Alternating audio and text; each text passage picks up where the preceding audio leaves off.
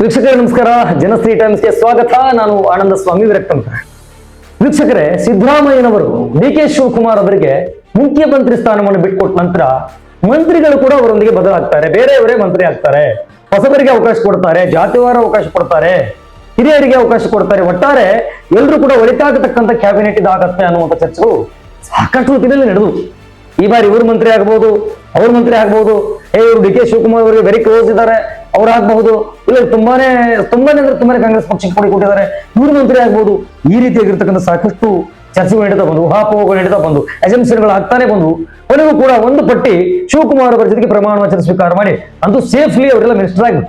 ಆದ್ರೆ ಈ ಎರಡನೇ ಪಟ್ಟಿ ಬರ್ತಕ್ಕಂಥ ಸಂದರ್ಭದಲ್ಲಿ ಎಷ್ಟೊಂದು ಚರ್ಚೆಗಳು ಅಂತಂದ್ರೆ, ಅದನ್ನು ಕೂಡ ಕರ್ನಾಟಕದ ಮುಖ್ಯಮಂತ್ರಿಗಳು ಒಂದು ಮಂತ್ರಿ ಸ್ಥಾನವನ್ನು ಪಡೆದುಕೊಳ್ಳಕ್ಕಾಗಿ ಪಟ್ಟಿಯನ್ನು ಹಿಡ್ಕೊಂಡು ದೆಹಲಿಯಲ್ಲಿ ಹೋಗಿ ರಾಹುಲ್ ಗಾಂಧಿ ಅವರಿಗೆ ಕಾದಿದ್ದಿದೆಯಲ್ವಾ, ಅದರ ಬಗ್ಗೆ ಸಾಮಾನ್ಯರು ಕೂಡ ಈ ಬಾರಿ ಟಿಕೆಟ್ ಟಿಪ್ಪಣಿಗಳನ್ನು ಮಾಡಿದ್ರು. ಕೆಲವು ರೈಟ್ ಎಕ್ಸಾಕ್ಟ್ಲಿ ಕರೆಕ್ಟ್ ಇದೆ, ಹೈಕಮಾಂಡ್ ಕಾಯ್ಬೇಕು ಅವರಿಗೆ ಅಂತ ಒಂದಷ್ಟು ಜನ ಅಂದ್ರೆ, ಮತ್ತೊಂದಷ್ಟು ಜನ ಅಲ್ಲಿ ಮಂತ್ರಿಗಳಿಗಾಗಿ ಇವರು ಕಾಯ್ತಾ ಇದ್ದಾರೆ, ರಾಜ್ಯದ ಅಭಿವೃದ್ಧಿ ಮರೆತು ಬಿಟ್ಟಿದ್ದಾರೆ. ಹೀಗೆ ತುಂಬಾನೇ ಚರ್ಚೆ ನಡೀತಾ ಬಂದು ಅಂತೂ ಎರಡನೇ ಹಂತದ ಪಟ್ಟಿ ಬಿಡುಗಡೆ ಆಯಿತು. ಈಗಾಗಲೇ 19 ಜನ ಮಂತ್ರಿಗಳಾಗಿ ಪ್ರಮಾಣ ವಚನ ಕೂಡ ಸ್ವೀಕಾರವನ್ನ ಮಾಡಿದ್ದಾರೆ. ಹಾಗಿದ್ರೆ ಅದರಲ್ಲಿ ಈಗ ಸಂಭಾವ್ಯ ಖಾತೆಗಳು ನೋಡಿ ಎಷ್ಟೊಂದು ವಿಚಿತ್ರ ರಾಜಕಾರಣ ಅಂತ ಹೇಳಿದ್ರೆ, ಮೊದಲು ಮಂತ್ರಿ ಸ್ಥಾನ ಬೇಕು, ಅದಾದ ನಂತರ ಇಂಥದ್ದೇ ಮಂತ್ರಿ ಬೇಕು, ನನಗೆ ಕಾನೂನೇ ಬೇಕು, ನನಗೆ ಗೃಹ ಮಂತ್ರಿನೇ ಬೇಕು, ನೋ ನೋ ನೋ ನೋ ನನಗೆ ಸಮಾಜ ಕಲ್ಯಾಣನೇ ಬೇಕು. ಹೀಗೆ ಡಿಮ್ಯಾಂಡ್ಗಳು ಇಡ್ತಕ್ಕಂಥದ್ದು ಕೂಡ ಇಲ್ಲಿ ನಡೀತಾ ಇದೆ, ಪೈಪೋಟಿ ಇರೋದಕ್ಕೂ ಕೂಡ. ಸೊ ಅದರಲ್ಲೂ ಕೂಡ ಒಂದು ಊಹಾಪೋಹಗಳ ಮೇಲೆ ಅಂದ್ರೆ ಅಜಂಪ್ಷನ್, ಇಂಥದ್ದೇ ಖಾತೆಗೆ ಇವ್ರು ಕೊಡಬಹುದಪ್ಪ, ಇವರಿಗೆ ಇದರಲ್ಲಿ ಅನುಭವ ಇದೆ ಅನ್ನೋದನ್ನು ನೋಡ್ತಾ ಹೋಗೋಣ. ಮೊದಲಿಗೆ PM ನರೇಂದ್ರ ಸ್ವಾಮಿ ಇವರಿಗೆ ಸಮಾಜ ಕಲ್ಯಾಣ ಇಲಾಖೆಯನ್ನು ಕೊಡಬಹುದು ಅನ್ನುವಂಥದ್ದು ಇವ್ರದ್ದು ಮುಳುವಳ್ಳಿ ಕ್ಷೇತ್ರ. 3 ಸಲ ಇವರು MLA ಆಗಿದ್ದಾರೆ, ಬಿ ಅನ್ನು ಓದ್ಕೊಂಡಿದ್ದಾರೆ. ಇನ್ನು ಶಿವರಾಜ್ ತಂಗಡಗಿ ನಮ್ಮ ಕೊಪ್ಪಳದ ಕನಕಗಿರಿ ಕ್ಷೇತ್ರದವರು, ಈ ಹಿಂದೆ ಕೂಡ ಅವರು ಕನ್ನಡ ಅಂಡ್ ಕಲ್ಚರಲ್ ಮಿನಿಸ್ಟರ್ ಆಗಿದ್ರು. ಈ ಬಾರಿ ಕೂಡ ಅದೇ ಒಂದು ಮಂತ್ರಿಗಿರಿಯನ್ನು ಅವ್ರಿಗೆ ಕೊಳ್ಳಾಗ್ತಾ ಇದೆ. 3 ಸಲ ಅವರು MLA ಆಗಿ ಆಯ್ಕೆ ಆಗಿದ್ದಾರೆ, BSc ಅನ್ನು ಓದ್ಕೊಂಡಿದ್ದಾರೆ ಅನ್ನೋದು. ಇನ್ನು ರುದ್ರಪ್ಪ ಲಮಾಣಿ ಡೆಪ್ಯೂಟಿ ಸ್ಪೀಕರ್ ಆಗಿದ್ರು ಕಳೆದ ಅವಧಿನಲ್ಲಿ, ಜೊತೆಗೆ ಈ ಹಿಂದೆ ಸಚಿವರು ಕೂಡ ಆಗಿದ್ರು. ಈ ಬಾರಿ ಕೂಡ ಅವರಿಗೆ ಪಶು ಸಂಗೋಪನಾ ಇಲಾಖೆಯನ್ನು ಕೊಳ್ಳಾಗ್ತಾ ಇದೆ, ಹಾವೇರಿ ಕ್ಷೇತ್ರದಿಂದ ಪ್ರತಿನಿಧಿಸಿದ್ದಾರೆ. ಇನ್ನು KS ಬಸವಂತಪ್ಪ ಇವರಿಗೆ ಪೌರಾಡಳಿತವನ್ನು ಕೊಳ್ಳಾಗತ್ತೆ ಅನ್ನುವಂಥದ್ದು. ಮಾಯಕೊಂಡದ ಶಾಸಕರು PUC ಅನ್ನು ಓದ್ಕೊಂಡಿದ್ದಾರೆ ಮೊದಲ ಬಾರಿಗೆ. ಅಂದ್ರೆ ಡಿ ಕೆ ಶಿವಕುಮಾರ್ ಅವರ ಸಂಬಂಧದ ಹೊಸಬರು ಕೂಡ ಇರ್ತಾರೆ ಅನ್ನೋದಕ್ಕೆ ಬಸವಂತಪ್ಪ ಸಾಕ್ಷಿ ಆಗ್ತಾ ಇದ್ದಾರೆ. ಇನ್ನು ಬಿ ನಾಗೇಂದ್ರ ಅವರಿಗೆ ಮೀನುಗಾರಿಕೆಯನ್ನು ಕೊಳ್ಳಾಗ್ತದೆ ಅಂತ ಕಳೆದ ಅವಧಿಯಲ್ಲಿ ಕೂಡ ಇವರು ಮಿನಿಸ್ಟರ್ ಆಗಿದ್ರು, ಮಂತ್ರಿಗಳಾಗಿದ್ರು. ಮತ್ತೆ ಇವರಿಗೆ ಸಚಿವ ಖಾತೆಯನ್ನು ಕೊಳ್ಳಾಗ್ತಾ ಇದೆ, ಮಂತ್ರಿಗಿರಿಯನ್ನು ಕೊಳ್ಳಾಗ್ತದೆ ಅನ್ನುವಂಥದ್ದು. ಬಳ್ಳಾರಿ ಗ್ರಾಮೀಣದಿಂದ BCom ಅನ್ನು ಓದ್ಕೊಂಡಿದ್ದಾರೆ, 4 ಬಾರಿ ಶಾಸಕರಾಗಿ ಆಯ್ಕೆ ಆಗಿರುವಂತವರು. ಟಿ ರಘುಮೂರ್ತಿ ಪರಿಶಿಷ್ಟ ವರ್ಗದ ಕಲ್ಯಾಣ ಇಲಾಖೆಯನ್ನು ಕೊಡಬಹುದು ಎನ್ನಲಾಗ್ತಾ ಇದೆ. ನಾವೇನ್ ಹೇಳ್ತಾ ಇದೀವಿ, ಇಟ್ ಇಸ್ ನಾಟ್ ಫೈನಲ್. ಇದು ಫೈನಲ್ ಅಂತಲ್ಲ, ಒಂದು ಲೆಕ್ಕಾಚಾರ ಅಂದ್ರೆ ಊಹಾಪೋಹ ಅಷ್ಟೇ. ಈ ತರದ್ದು ಆಗಬಹುದು, ಸಂಭವನೀಯ ಅಂತ ಏನ್ ಹೇಳ್ತೀವಲ್ಲ, ಸಂಭಾವ್ಯ ಖಾತೆಗಳು ಅಂತ ಹೇಳ್ಬಹುದು ಅಷ್ಟೇ. ರಘುಮೂರ್ತಿ ಚಳ್ಳಕೆರೆ ಕ್ಷೇತ್ರ ಬಿ ಸಿವಿಲ್ ಆಗಿದೆ, 3 ಸಾರಿ ಶಾಸಕರಾಗಿದ್ದಾರೆ. ಇನ್ನು ವಿಶೇಷ ಇಲ್ಲಿದೆ ನೋಡಿ, ತುಂಬಾನೇ ಇದು ಜಮೀರ್ ಅಹಮದ್ ಖಾನ್. ಈ ವಿಚಾರ ತುಂಬಾ ಚರ್ಚೆಗಳಾದವು. ಜಮೀರ್ ಅಹಮದ್ ಅವರಿಗೆ ಸಚಿವ ಸ್ಥಾನ ಕೊಡ್ಲೇಬೇಕು, ಇಲ್ಲಪ್ಪ ಬೇಗ ಬೆಂಗಳೂರು ಬಂದ್ಬಿಟ್ರು, ಡೆಲ್ಲಿನಲ್ಲಿ ಉಳ್ಕೊಳ್ಳಿಲ್ಲ, ಇವ್ರಿಗೆ ಸಚಿವ ಸ್ಥಾನ ಸಿಗುವುದೇ ಇಲ್ಲ, ಈ ತರದ್ದು ಕೂಡ ಚರ್ಚೆ ಇತ್ತು. ಕೊನೆ ಕೂಡ ಅವ್ರಿಗೆ ಕೊಡದೆ ಚಾಮರಾಜಪೇಟೆಯಿಂದ ಶಾಸಕರಾಗಿರುವಂತವ್ರು ಬೆಂಗಳೂರು, ಅವ್ರದ್ದು SSLC ಅಪೂರ್ಣ ಆಗಿದೆ, 5 ಬಾರಿ ಅವರು ಶಾಸಕರಾಗಿದ್ದಾರೆ. ಇನ್ನು ರಿಜ್ವಾನ್ ಅರ್ಷದ್, ಬಹುಶಃ ಇವರು ವೆರಿ ಯಂಗರ್ MLA ಅಂತಂದ್ರೆ ತಪ್ಪಾಗ್ಲಿಕ್ಕಿಲ್ಲ. ಶಿವಾಜಿನಗರದವರು, BCom ಓದ್ಕೊಂಡಿದ್ದಾರೆ, 2ನೇ ಬಾರಿಗೆ ಅವರು ಕೂಡ ಶಾಸಕರಾಗಿದ್ದಾರೆ. ಇನ್ನು ಸಂತೋಷ್ ಲಾಡ್ ಅಂದ್ರೆ ಪ್ರಧಾನಮಂತ್ರಿ ನರೇಂದ್ರ ಮೋದಿ ಅವರನ್ನು ಕೂಡ ಟೀಕೆ ಮಾಡತಕ್ಕಂತಹ ಒಂದ್ ರೀತಿ ನಾಲೆಜಬಲ್ ಪರ್ಸನ್ ಅಂತಂದ್ರೆ ಅದು ಕಾಂಗ್ರೆಸ್ಸಿಗರಿಗೆ ತುಂಬಾನೇ ಖುಷಿ ಕೊಡ್ತಕ್ಕಂಥ ಸಂಖ್ಯೆ ಅಂದ್ರೆ ಸಂತೋಷ್ ಲಾಡ್ ಅವರು. ಕಾರ್ಮಿಕ ಕಲ್ಯಾಣ ಇಲಾಖೆಗೆ ಈ ಹಿಂದೆ ಇದ್ರು, ಮತ್ತೆ ಮುಂದೆ ಕೂಡ ಇರ್ತಾರೆ, ಅವರೇ ಮುಂದುವರಿಬಹುದು ಅನ್ನುವಂಥದ್ದನ್ನ ಅಂದಾಜಿಸಲಾಗ್ತಾ ಇದೆ.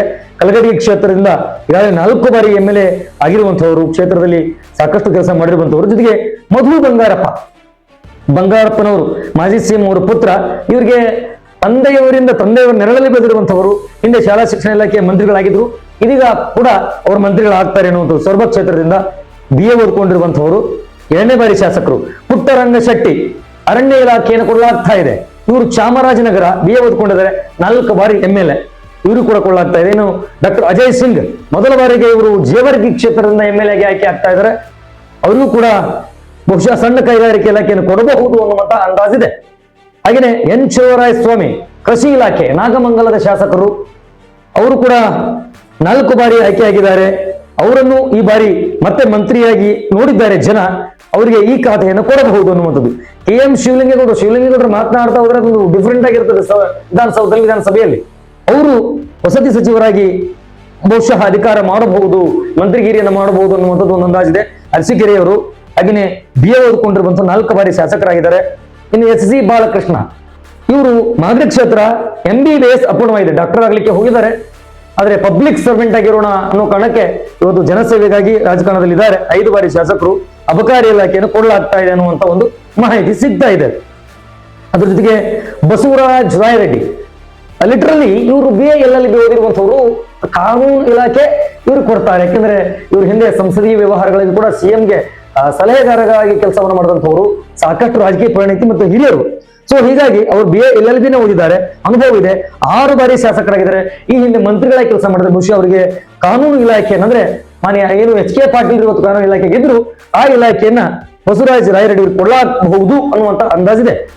ಇನ್ನು ವಿಜಯಾನಂದ ಕಾಶ್ಯಪ್ಪನವರ್ ಹುಣಗುಂದ ಕ್ಷೇತ್ರ ಪಂಚಮಸಾಲಿ ಸಮುದಾಯಕ್ಕೆ 2A ಮೀಸಲಾತಿಗಾಗಿ ಸಾಕಷ್ಟು ಹೋರಾಟ ಮಾಡಿದಂಥವ್ರು, ವೀರಶೈವ ಲಿಂಗಾಯತ ಒಂದು ಮುಖಂಡತ್ವ ಕೂಡ ವಹಿಸಿಕೊಂಡಂಥವ್ರು, ಸಾಕಷ್ಟು ಸಮಾಜಮುಖಿ ಕೆಲಸ ಮಾಡ್ತಾ ರಾಜ್ಯದಲ್ಲಿ ಪರ ವಿರೋಧ ಎರಡೂ ಚರ್ಚೆನಲ್ಲಿ ಇವ್ರ ಹೆಸರು ಇದ್ದೇ ಇರುತ್ತೆ. ಇವ್ರಿಗೆ ಹುಣಗುಂದ ಕ್ಷೇತ್ರದಿಂದ ಇವರು ಶಾಸಕರಾಗಿದ್ದಾರೆ. ಓದ್ಕೊಂಡಿರುವಂಥದ್ದು PUC. ಇವರು 2ನೇ ಬಾರಿ ಶಾಸಕರು. ಇವರು ಕೂಡ ಮಂತ್ರಿ ಸ್ಥಾನವನ್ನ ಈಗಾಗಲೇ ನೀಡಲಾಗಿದೆ. ಬಹುಶಃ ಜವಳಿ ಮತ್ತು APMC ಜವಳಿ ಹಾಗೂ APMC ಅನ್ನ ಇವರು ಈ ಇಲಾಖೆಗಳ ನಿರ್ವಹಣೆ ಮಾಡಬಹುದು, ಈ ಇಲಾಖೆಗಳು ಸಿಗಬಹುದು ಅಂತ. ಇಲ್ಲಿ ನೋಡಿ ವೆರಿ ವಂಡರಿಂಗ್ ಅಂತ ಹೇಳಿದ್ರೆ ತುಂಬಾನೇ ಕುತೂಹಲಕಾರಿಯಾಗಿರುವಂತದ್ದು. ಲಕ್ಷ್ಮಣ್ ಸವದಿ ಟಿಕೆಟ್ ಕೊಡ್ಲಿಲ್ಲ ಕಳೆದ ಚುನಾವಣೆಯಲ್ಲಿ ಬಿಜೆಪಿಯಿಂದ ಅಂತ ಡೆಪ್ಯೂಟಿ ಚೀಫ್ ಮಿನಿಸ್ಟರ್ ಆಗಿದ್ರು, ಉಪಮುಖ್ಯಮಂತ್ರಿಗಳಾಗಿದ್ರು ಬಿಜೆಪಿ ಅವಧಿಯಲ್ಲಿ. ಅದನ್ನ ಯಾವುದ್ರು ಕೂಡ ಲೆಕ್ಕಕ್ಕೆ ಹಾಕೊಳ್ಳೋದನೆ ನೇರವಾಗಿ ಕಾಂಗ್ರೆಸ್ಗೆ ಬಂದ್ಬಿಟ್ರು. ಕಾಂಗ್ರೆಸ್ಗೆ ಬಂದ್ಮೇಲೆ ಕಳೆದ ಬಾರಿ ಅವರಿಗೆ ಮಂತ್ರಿ ಸ್ಥಾನ ಸಿಗತ್ತೆ ಅನ್ನೋದು 100ಕ್ಕೆ 100 ಇತ್ತು. ಕೊನೆಗಳಿಗೆ ಇಲ್ಲಿ ಸಿಗಲಿಲ್ಲ, ಕೊಡ್ಲಿಲ್ಲ, ಒಂಚೂರ ಸಮಾಧಾನ ಇತ್ತು ಒಳಗಡೆ. ಈ ಬಾರಿ ಅವರು ಕೂಡ ಮಂತ್ರಿ ಸ್ಥಾನ ನೀಡಿದೆ. ಸಹಕಾರ ಇಲಾಖೆಯನ್ನು ಮಿನಿಸ್ಟರ್ ಆಗ್ತಾರೆ ಅನ್ನುವಂಥದ್ದು. ಓದಿದ್ದು PUC, ಈ ಹಿಂದೆ DCM ಆಗಿದ್ರು, 4 ಬಾರಿ ML ಆಗಿದ್ದಾರೆ. ಇನ್ನು ಇದ್ರ ಜೊತೆಗೆ SS ಮಲ್ಲಿಕಾರ್ಜುನ್ ಇದರ ರಾಜ್ಯದಲ್ಲೇ ದಾವಣಗೆರೆ ಮೊನ್ನೆ ತಾನೇ ನಡೆದಿರುವಂತಹ ಇವರ ತಂದೆಯವರಿಂದ ತೆರವುಗೊಂಡಿರುವಂತಹ ಸ್ಥಾನಕ್ಕೆ ಸುಳ್ಳು ಸಂದರ್ಭದಲ್ಲಿ ಇಡೀ ರಾಜ್ಯಕ್ಕೆ ಹೆಸರಾಗಿರುವಂತಹ ಕುಟುಂಬ ಅಂದ್ರೆ ಶಾಮೂರು ಶಿವಶಂಕರಪ್ಪರ ಕುಟುಂಬ. ಅವರ ಮಗ SS ಮಲ್ಲಿಕಾರ್ಜುನ್ BCom ಓದಿದ್ದಾರೆ, 4 ಸಾರಿ ML ಕೂಡ ಆಗಿದ್ರು. ದಾವಣಗೆರೆ ಉತ್ತರದಿಂದ ಇವರು ಶಾಸಕರಾದಂಥವ್ರು. ಹಾಗಿದ್ರೆ ಇವರಿಗೂ ಕೂಡ ಈ ಬಾರಿ ಮತ್ತೆ ಈ ಹಿಂದೆ ಏನವರು ಗಣಿ ಮತ್ತು ಭೂವಿಜ್ಞಾನಕ್ಕೆ ಸಚಿವರ ಕೆಲಸ ಮಾಡಿದ್ರು ಆ ಇಲಾಖೆಗಳಿಗೆ, ಬಹುಶಃ ಅದೇ ಖಾತೆಯನ್ನು ಮುಂದುವರಿಸಬಹುದು ಅನ್ನುವಂಥದ್ದನ್ನ ಇದೀಗ ಈ ತನಕ ಒಂದು ಅಂದಾಜಾಗಿರ್ತಕ್ಕಂತಹ ಮಾಹಿತಿ ಸಿಕ್ಕಿರುವಂಥದ್ದು. ಆದ್ರೆ ಕೊನೆ ಗಳಿಗೆಯಲ್ಲಿ ಕಾಂಗ್ರೆಸ್ ಹೈಕಮಾಂಡ್ ಏನ್ ಹೇಳುತ್ತೋ, ಮುಖ್ಯಮಂತ್ರಿಗಳು ಯಾವ ರೀತಿ ತೀರ್ಮಾನ ಕೊಟ್ಟರು ಅಥವಾ ಹಿರಿಯರು ಯಾವ ರೀತಿ, ಉಸ್ತುವಾರಿಗಳು ಯಾವ ರೀತಿ ನಿಭಾಯಿಸ್ತವ್ರು ಗೊತ್ತಿಲ್ಲ. ಈವರೆಗೂ ಇರ್ತಕ್ಕಂಥ ಮಾಹಿತಿ ಆಧಾರದ ಮೇಲೆ ಜನಶ್ರೀ ಟೈಮ್ಸ್ ನಿಮಗೆ ಯಾರು ಯಾವ ಖಾತೆಯನ್ನ ಅಲಂಕರಿಸಬಹುದು, ಯಾರು ಯಾವ ಇಲಾಖೆಗಳನ್ನ ನಿರ್ವಹಿಸಬಹುದು, ಇದೆಲ್ಲವೂ ಸರಿ.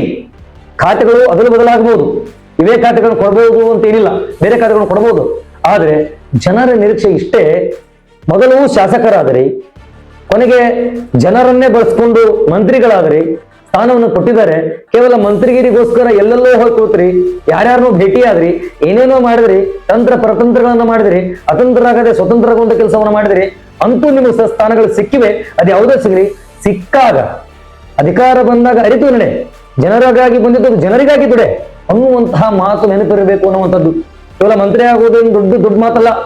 ಆದ್ರೆ ಆ ಇಲಾಖೆಗಳ ಒಂದು ಜವಾಬ್ದಾರಿ ತೆಗೆದುಕೊಂಡ ನಂತರ ರಾಜ್ಯದ ಅಭಿವೃದ್ಧಿ ಆಗ್ತಕ್ಕಂಥ ನಿಟ್ಟಿನಲ್ಲಿ ಹಲವಾರು ಅಭಿವೃದ್ಧಿ ಪರ ಕೆಲಸಗಳನ್ನ, ಯೋಜನೆಗಳನ್ನ ಹೊರತಂದ್ರೆ ಬಹುಶಃ ಎಲ್ಲೋ ಒಂದ್ ಕಡೆ ಜನ ನಿಮ್ಮನ್ನ ಆಯ್ಕೆ ಮಾಡಿ ಶಾಸಕರನ್ನಾಗಿ ಮಾಡಿ ನಂತರ ಮಂತ್ರಿಗಳನ್ನ ಮಾಡಿದ್ರು ಕೂಡ ಸಾರ್ಥಕವಾಗ್ತದೆ ಅನ್ನುವಂಥದ್ದು ಇದು ಜನಶ್ರೀ ಟೈಮ್ಸ್ ನ ಆಶಯ, ಅಭಿಪ್ರಾಯವಲ್ಲ. ಜನಶ್ರೀ ಟೈಮ್ಸ್, ಜನಶ್ರೀ ಇದು ಜನರ ಸಿರಿ, ಜನರ ಅಭಿಪ್ರಾಯಗಳನ್ನ ಹೊತ್ಕೊಂಡು ನಾವು ಎತ್ತು ಮಾತಾಡ್ತಾ ಇದೀವಿನ, ಇದು ನಮ್ಮ ಅಭಿಪ್ರಾಯವಲ್ಲ. ಸೊ ಹಾಗಾಗಿ ಮೊನ್ನೆ ತಾನೇ ಮಂತ್ರಿಗರಿಗೆ ಎಷ್ಟು ಪಾದಯಾತ್ರೆಗಳು, ಎಷ್ಟು ಪೂಜೆ ಪುನಸ್ಕಾರಗಳು, ಎಷ್ಟು ಕಸರತ್ತುಗಳು, ಎಷ್ಟು ಪೈಪೋಟಿಗಳು, ಎಷ್ಟು ರೆಫರೆನ್ಸ್ಗಳು, ಇದನ್ನೆಲ್ಲ ನೋಡಿದಾಗ ಕೊನೆಗಳಿಗೆಯಲ್ಲಿ ನಿಮ್ಗೊಂದು ಸ್ಥಾನಮಾನ ಸಿಕ್ಕಿದೆ ಅಂತ ಹೇಳಿದ್ರೆ ಎಲ್ಲೋ ಒಂದು ಕಡೆ ಅದು ನಿಮ್ಮ ಕ್ಷೇತ್ರದ ಜನರ ಆಶೀರ್ವಾದ, ಜನಸೇವೆಯೇ ಜನಾರ್ದನ ಸೇವೆ ಅನ್ನುವಂಥ ನೀವುಗಳು ಈಗ ಮಂತ್ರಿ ಆದ ನಂತರ, ನಿಮ್ಮ ಇಲಾಖೆಗಳು ಸಿಕ್ಕ ನಂತರ ಜನರಿಗಾಗಿ ದುಡಿಬೇಕು. ನಿಮ್ಮ ಕ್ಷೇತ್ರದ ಅಭಿವೃದ್ಧಿಯನ್ನೇ ನೀವು ಮಾಡಲಿಲ್ಲ, ಎಷ್ಟೋ ಜನ ಮಾಡಿಲ್ಲ, ಮಾಡ್ತಾನೂ ಇಲ್ಲ, ಸುಮ್ಮನೆ ಕಾಲ ಹರಣ ಆಗಿ ಹೋಗಿದೆ. ಕೆಲವೇ ಟೈಮ್ ತಮಗಿದೆ, ಸಿಕ್ಕ ಅವಧಿಯಲ್ಲಾದರೂ ಕೂಡ ನಿಮ್ಮ ಕ್ಷೇತ್ರದ ಜೊತೆಗೆ ರಾಜ್ಯದ ಅಭಿವೃದ್ಧಿ, ಕರ್ನಾಟಕದ ಅಭಿವೃದ್ಧಿ, ಕನ್ನಡಮ್ಮನ ಸೇವೆ, ಕನ್ನಡಮ್ಮನ ಆಲಾಪನೆ, ಆರಾಧನೆ, ಆಸ್ವಾದನೆಯನ್ನು ಮಾಡಿದ್ರೆ ಬಹುಶಃ ಬರುವಂತ ದಿನಮಾನಗಳು ನಿಮ್ಗೆ ಒಳಿತಾಗಬಹುದು. ಗ್ಯಾರಂಟಿ ಹೆಸರಿನ ಮೇಲೆ ಆಯ್ಕೆ ಕೂಡ ಬಹುಮತ ಪಡೆದುಕೊಂಡಿರುವಂತಹ ಸರ್ಕಾರಗಳು ನಿಜಕ್ಕೂ ಕೂಡ ಗ್ಯಾರಂಟಿನ ನಾವೇನ್ ಮಾತು ಕೊಡೋದು ಅಂತ ನಡೀತಾ ಇದೆ. ಆದ್ರೆ ಎಲ್ಲೋ ಒಂದು ಕಡೆ ಇಂಡಿವಿಜುವಲ್ ಪರ್ಫಾರ್ಮೆನ್ಸ್ ಅಂತ ಬಂದಾಗ ತಂದು ಕೊಟ್ಟಿರುವಂತಹ ಇಲಾಖೆಗಳನ್ನ ಸಮರ್ಥವಾಗಿ ನಿಭಾಯಿಸಬೇಕು ಅನ್ನುವಂಥದ್ದು ಇದು ಜನರ ಅಭಿಪ್ರಾಯ. ಮತ್ತೊಂದು ವಿಶೇಷವಾಗಿರುವಂತಹ ಸಂಚಿಕೆ ನಾನು ಭೇಟಿ ಮಾಡ್ತೀನಿ. ಅಲ್ಲಿವರೆಗೆ ನೋಡ್ತಾ ಇರಿ ಜನಶ್ರೀ, ಇದು ಜನರ ಸಿರಿ. ನಮಸ್ಕಾರ.